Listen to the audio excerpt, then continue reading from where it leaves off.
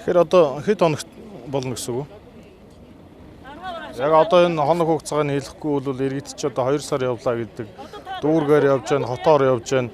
Эмчлэнгээр ингээд санал гомдолтой хүмүүс зөндөө байгаа байхгүй. Тэр асуудлуудыг нь шийдэж өгөх хэрэгтэй байна. Ер нь бол ус хөлтөлт бол одоо 12 сарын ихэр хөдөлж эхэлсэн шүү дээ. Тэрнээс өмнө шийдээд өгөх хэрэгтэй байна тийм. Яг тэдэнд гэдэг юм уу, эдэнд гэдэг юм уу, бидэнд бол тэгэх боломж байхгүй. Тэдсэн мөнгөтэй холбоотой. Тэр нь хэлээ шийдэх хэрэгтэй.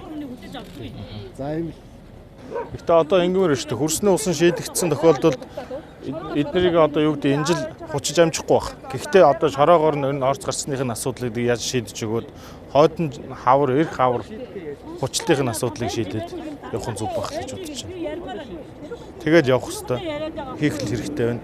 Тэгээд танах төсөв тооцоогоо гаргаж өг. Өнөөдөрт нь шийдээд тэгээд энэ сард нь багтаагаад энэ усныхын асуудлыг шийдэж өгөх хэрэгтэй байна.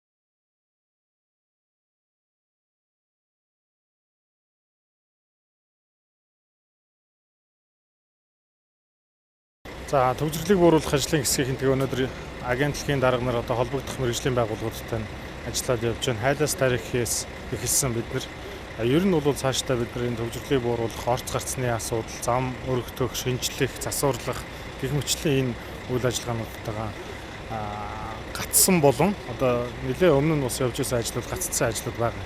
Энийг эргэж сэргээж ямар нэгэн байдлаар энэ асуудлыг шийдэх гээд газар дээр нь өнөөдөр ажиллаж байна. Хайлаас тарихын асуудал бол ер нь бол шийдэгдсэн. Эх 7 хоногоос замын хөдөлгөөнийг бол нэхэр боллоо. Тэн дээр нэг хөрсний усны асуудал байсан. Тэрийг инженерийн геодез инженерийн барилга байгууламжийнхан маань шийднэ.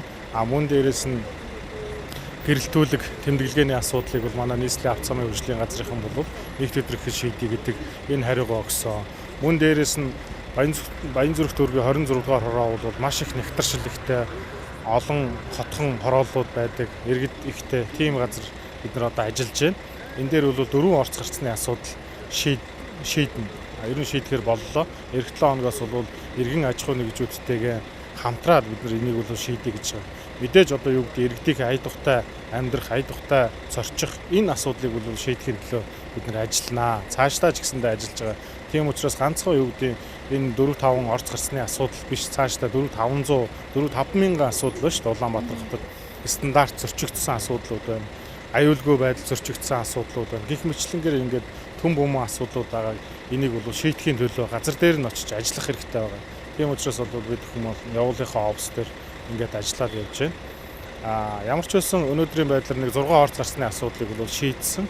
Энэ орц гарцны асуудлыг шийдснээр бол энэ юу гэдэг Баянзүрх дүүргийн 26 дугаар хороо энд чинь бас цэцэрлэг төрөлөн гэх мэтлийн ингээд олон цугларсан газрууд байдаг штэ. Энэ мэтлэнгийн нэг урсгал эрчмийг бол сайжруулад төвжирлийг 20-30%-аар бууруулахаар бол ингээд бид хүмүүс судалгаа тооцоогоо гаргаад явж байна. Цаашдаа ч гэсэндээ бид хүмүүс 7 хоногтоо ядаж 2 удаа газар дээр нь очиж агентлагийнхантайгаа ингээд газар дээр нь асуудлыг шийдээд явах юм бол илүү бас үр дүнтэй ажил болж харагдаж байна.